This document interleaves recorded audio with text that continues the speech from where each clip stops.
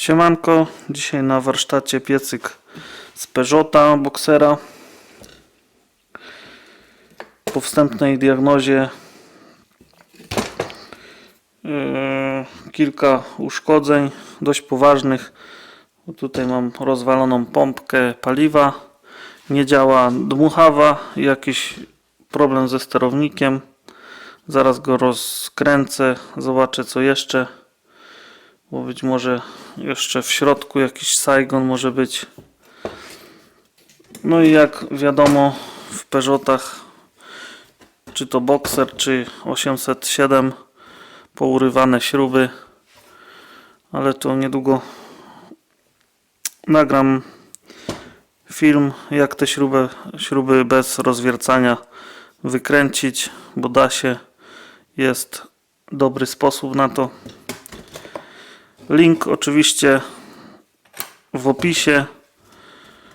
Ogólnie zachęcam do przeczytania opisu, bo zamieszczę też linki do filmów, jak zdiagnozować pompę wody, pompę paliwa.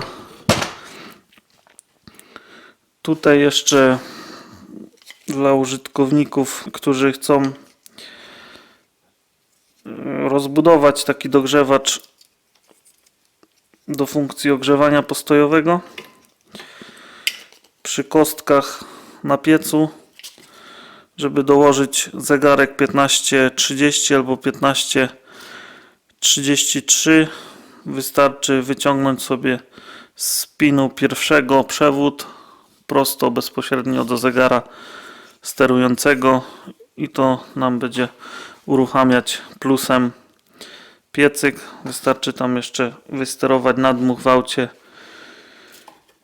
i będziemy mieć piec rozbudowany do ogrzewania postojowego, jeżeli takiej funkcji nie ma, jeżeli działa tylko jako dogrzewanie silnika.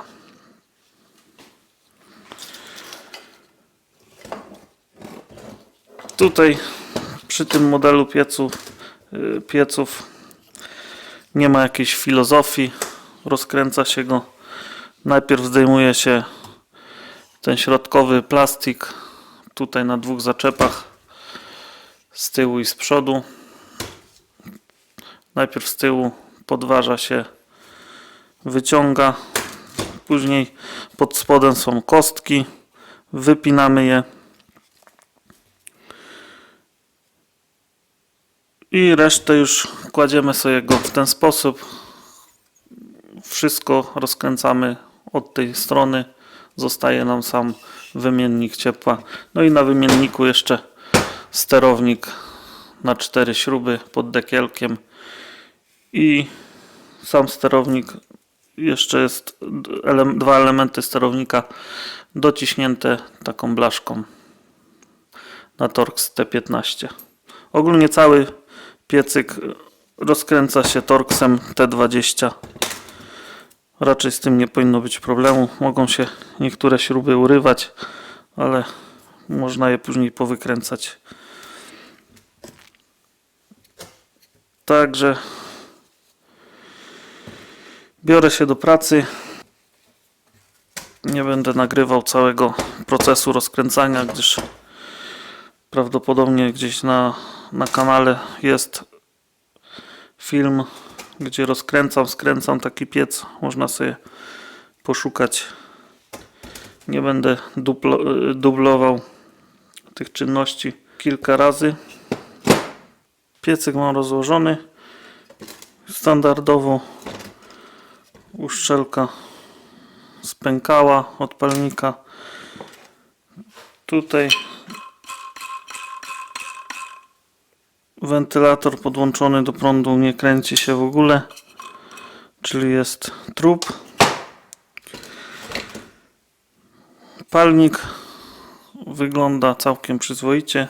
Zostało mi tylko pomierzyć świecę, no i posprawdzać sterownik, ewentualnie naprawić, bo jest też jakiś błąd sterownika zapisany.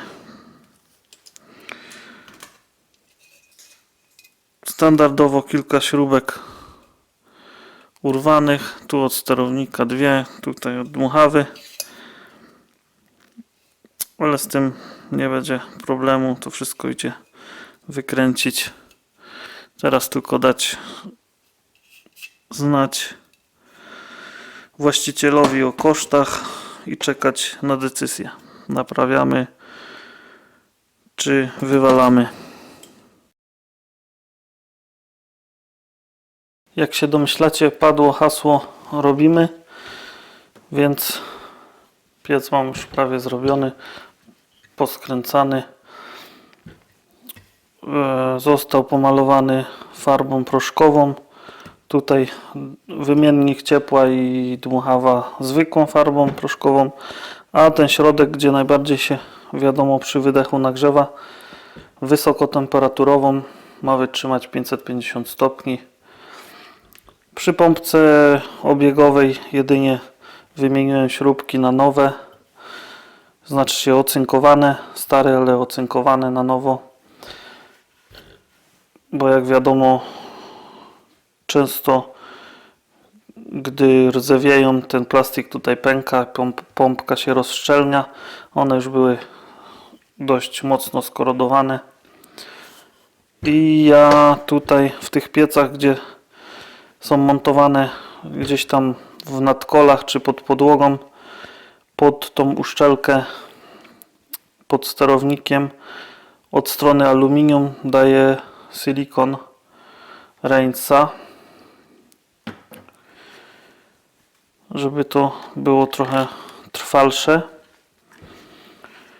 No co, zakładam sterownik, pompkę znalazłem całkiem w ładnym stanie, sprawną, wydajność ma ok. Podłączę wszystko na stole, przetestuję i piecyk będzie gotowy. Jeszcze dodam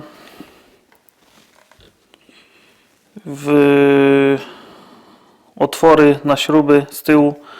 Jak już się uda wykręcić, warto sobie prysnąć smarem nie grafitowym, ceramicznym, białym, żeby to już nie utleniało się to aluminium bardziej i w razie potrzeby za tam parę lat można było to znowu odkręcić, a nie urywać kolejny raz śruby. No i testujemy na stoliku.